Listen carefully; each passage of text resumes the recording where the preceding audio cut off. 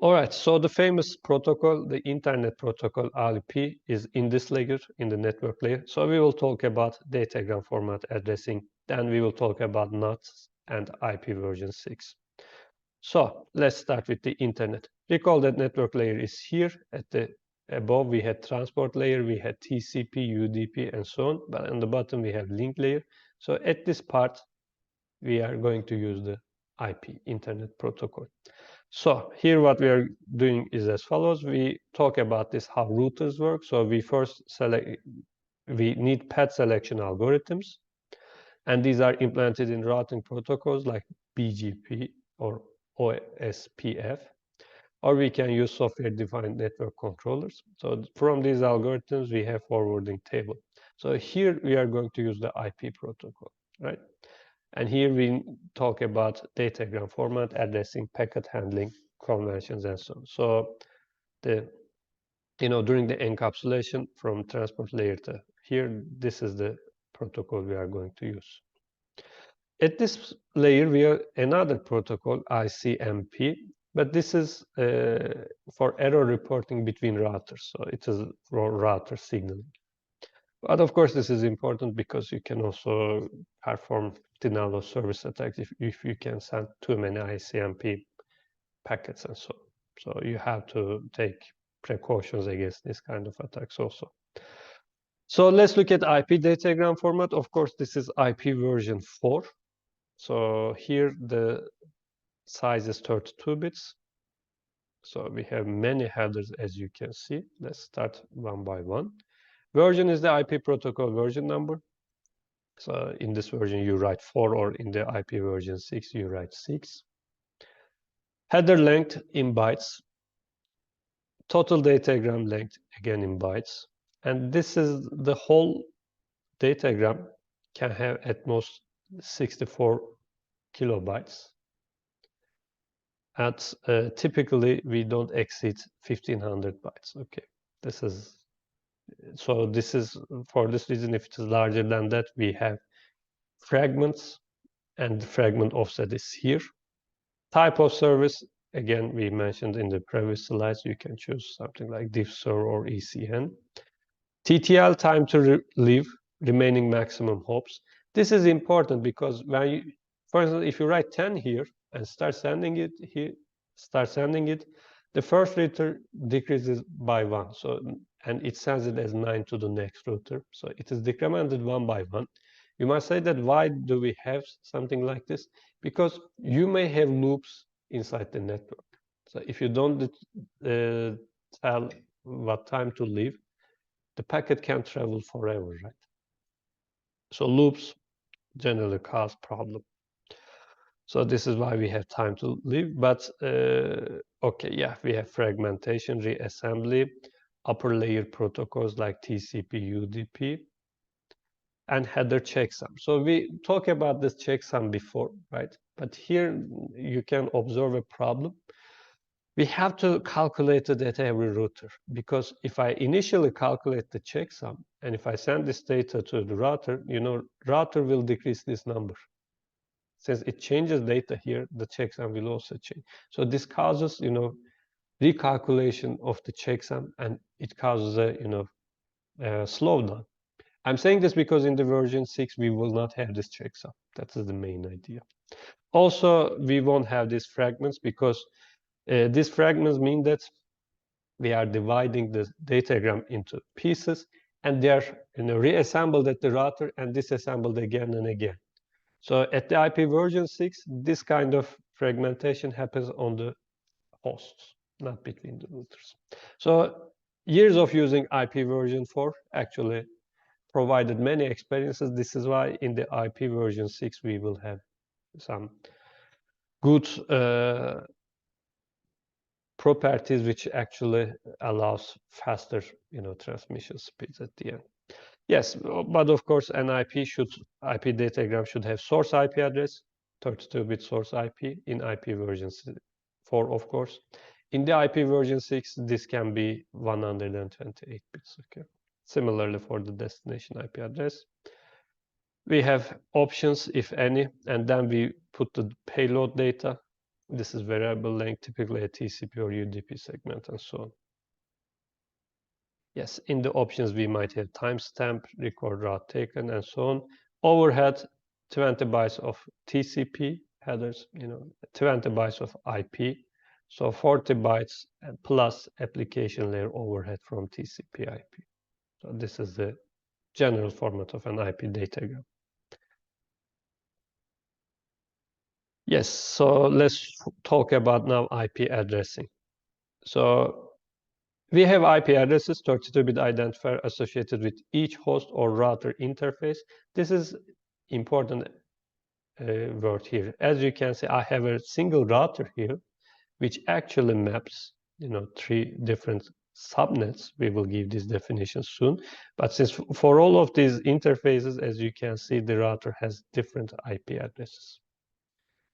Because since this subnet is determined by this number, so this router appears as a part of it with this one, and so on. Yeah, let's continue with the slides. Interface, connection between host, router, and physical link. Routers typically have multiple interfaces. Host typically has 1 or 2 interfaces, for example, wired Ethernet and wireless. In your laptop, generally, you have 2 interfaces. And dotted decimal IP address notation is as follows. As you can see, we represent 4 bytes with dots here, and we represent bytes as integers from 0 to 255. But if you convert them into bits, this is how you represent it. So the rightmost bit is the least significant bit, and the leftmost one is the most significant one. So this is how you, convert binary to integers and so on. But of course, in computer science, we should be very familiar with the binary notation, especially if you're working in cryptography. Okay. So how are interfaces actually connected? These will be explained in the control plane and also in the link layers and so on.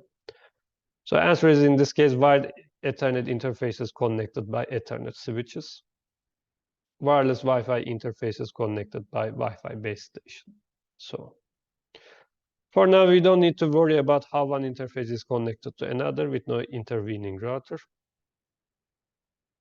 Network in this example consists of 3 subnets. They are shown in blue, actually. So what's a subnet? Device interfaces that can physically reach each other without passing through an intervening router. As you can see, these are in the same subnet. We can connect to each of them, can communicate with each other without passing any router. That is the main idea. IP address is a structure. Subnet part, devices in same subnet have common high order bits. This is why, all of them start with 223, but then all of them have 1. Then this one has 2, this subnet has 3, and so on. So same here in our university. It starts with 144, then 122. Actually, these 2 bytes represent that we are in this campus. Okay. The remaining parts actually divided between departments, so every building has some kind of different subnet in our university. Yes, so host part, remaining low order bits. So recipe for defining subnets: detach each interface from its host or router, creating islands of isolated networks like this. Each isolated network is called a subnet. So this is a common way of representing it. For instance, this /24 means that high order 24 bits actually represent your subnets. So as you can see, only 1 byte remains. So this means that there can be at most 256 different hosts connected to this subnet. Actually -2, because 2 of them are reserved. So this is important because if you have 1,000 hosts here, you cannot put them in the same subnet because you will run out of IP addresses, right? So at this point, you have to determine this part. This is important because initially, we could only choose this number as a multiple of Python. In other words, as a multiple of 8. So in the past, these subnets were determined by either writing here 8, 16, or 24. This is important because if you write 24, as I said, you can have at most 256 different devices. But if you increase it by 1 byte and say that this is 16, then you can have around 65,000 computers. But what happens if you only need 2,000 IP addresses? Then you will actually get the IP address for 65,000 subnets, which you only use 2,000. So the remaining IP addresses will never be used. In order to overcome this, so now we are allowed to choose this number as like 20, 22, 21, and so on. Okay. So this way we can partition the subnets in a better way. Yes, these are the things that I mentioned. Here you can see there are many subnets, and they are represented with these addresses. So there's something called CIDR, classless interdomain routing, subnet portion of address of arbitrary length, address format ABCD/X, where X is the number of bits in subnet portion of address. So as you can see here, it is 23, which is now allowed. So this 23 bytes are blue. This is the subnet part. Remaining part, host part. As you can see now, instead of 8, I have 9 bits. So this means that I can have at most 512, because 2 to the 9 is 512. So I can, get IP addresses for that subnet for 512 devices. Again, this is important when you, for instance, for our university, these subnets are determined by the computer center, considering how many devices you can connect and so on. So now the question is, if we determine the subnets, then question is, how do you get the IP address, right? So this is actually two questions. How does a host get IP address within its network? So you connect your laptop to this building. So the question is, how do you get the IP address? The other one is, how does a network get IP address for itself, right? So let's answer both of them. So hard-coded by system admin in config file, you can do something like this. But you can also use a protocol called DHCP, Dynamic Host Configuration Protocol, dynamically gets address from a server. This is the good thing because it works like plug and play. You just connect your device and you get the IP address. So in the past in our university, we didn't have this option. Generally now we are connecting with DHCP, but first you have to register the MAC address of your device, right? Yes, now we can talk about DHCP. Our goal is host dynamically obtains IP address from network server when it joins network. And it can take that IP address for some time, so it can renew its lease on address in use, allows reuse of addresses on the hold address while connected or when you're on, support for mobile users who join live network. So this is the good thing with DHCP. This is why, for instance, in our building, we only give static IP to some servers, sometimes printers, but other than that, all of the other computers use DHCP, so they have dynamic IPs, because whenever you connect, maybe the IP address you used yesterday is now used by somebody else, so you can get a different IP address. This is also important because some people don't know this. So for instance, they have a device connected to network, for instance, a hard disk, so they use it all the time. Then the electricity goes and comes back, and they cannot connect to the device, and they think that something is wrong. But actually, since they turned off and on again, the IP address changed. That is the difference. So DHCP overview. Host broadcast DHCP discover message. DHCP server responds with DHCP offer message. Host requests IP address. DHCP server sends address. So it looks obvious, but question is, for instance, I connected my laptop to the Wi-Fi or wired network, but the question is, I don't know where I can communicate with the DHCP server because I don't know their IP address, right? And I cannot send an IP datagram because I don't have an IP address, so I cannot write my source IP address, right? So how do we solve this problem? Here the keyword is broadcast. Actually, when you connect to a network, for the IP address, if you write 255, 255, 255, and 255, this means that you are broadcasting your datagram to everybody else. And when the DHCP server gets this message, they actually responds back, but you still don't have an IP address, so they also broadcast it. This is how it works. So DHCP client server scenario here. So maybe you have a DHCP server here. So all of them get the IP address from this server. Typically, DHCP server will be co-located in router, serving all subnets to which router is attached. Arriving DHCP client needs address in this network. So a typical communication will be like this. So you broadcast it. Is there a DHCP server out there? So again, here your destination, as I mentioned, is all 255 because you don't know the IP address of the DHCP server, so you're actually broadcasting.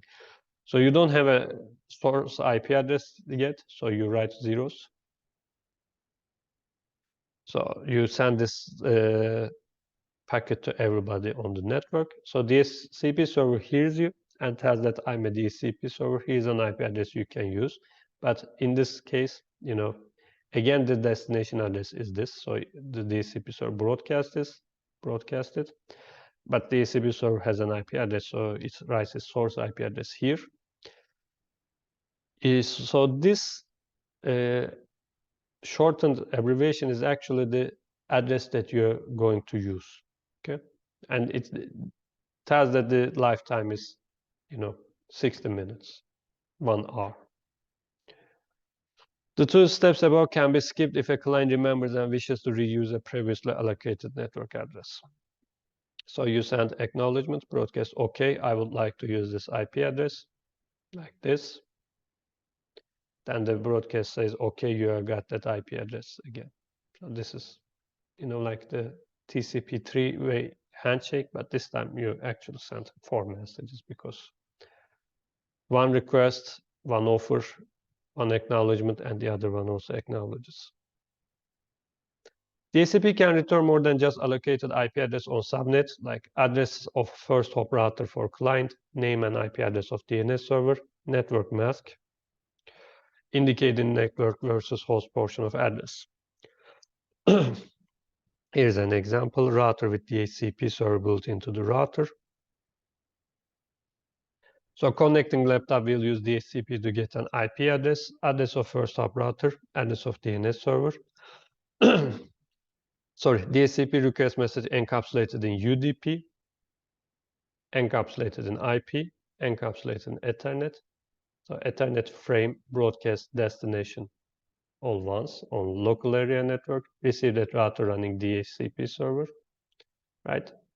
So Ethernet demux to IP, demux to UDP, then multiplexed into, DHCP. So they hear it. DHCP server formulates DHCP acknowledge containing client's IP address of first hop router for client name, and IP address of DNS server. So encapsulated DHCP server reply forwarded to client, then multiplexed up to the DHCP. Right. Client now knows its IP address, name and IP address of DNS server, IP address of its first hop router. Okay, so this is how it is done. Yes, IP addresses.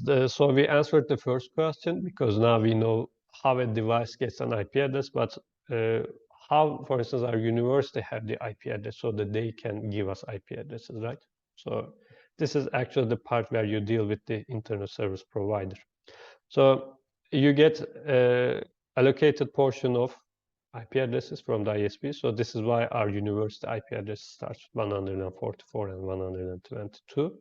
So they give you the block like this. So internet service provider. So in our case, think about this. This will be 16 because we have the first 2 bytes and the remaining parts is reserved for us. So ISP can then allocate out its address space in 8 blocks, like in this example, right? So this IP block actually divided for 8 organizations. So again, this is the longest prefix matching idea works in. Okay. So there's hierarchical addressing route aggregation. Hierarchical addressing allows efficient advertisement of routing information. So here, what this example is trying to show that. So first you allocated some IPs, but then maybe due to some changes, maybe organization one wants to use this ISPs, okay, instead of this one. So with the, again, longest prefix matching, you can actually, allow them to send the internet and this one to communicate through here. This is why longest prefix matching is important. This is why you can, allocate different IP addresses to different companies and so on. Okay. So how does an ISP get block of addresses? This is where ICANN comes into play, Internet Corporation for Assigned Names and Numbers. This is a non-profit organization.